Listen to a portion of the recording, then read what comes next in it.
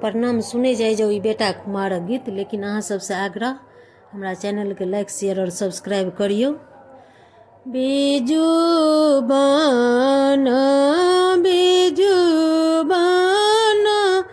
पोखरी खुनाओला ओही पोखरिया से मार हे बिजू बन पोखरी खुनाओला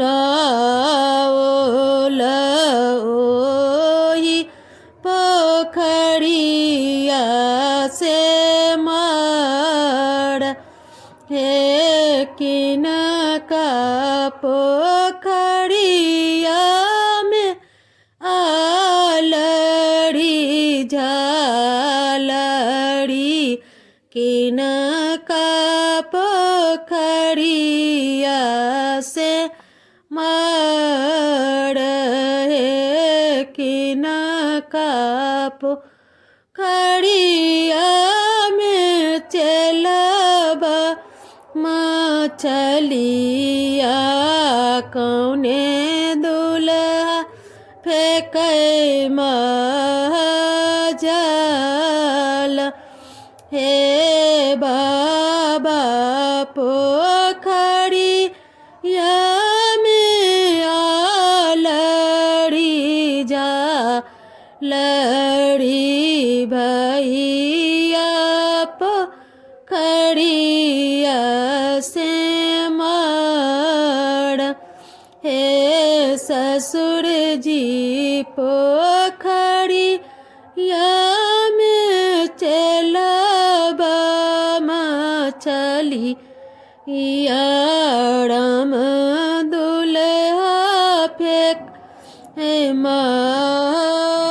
मजाल हे ससुर जी पोखरिया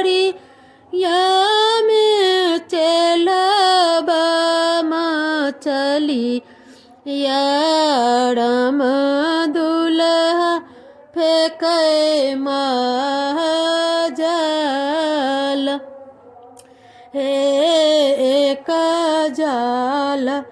फेंकै दुल्हा दुई जाल फेंकै तेसर जाल कनिया कुमारी हे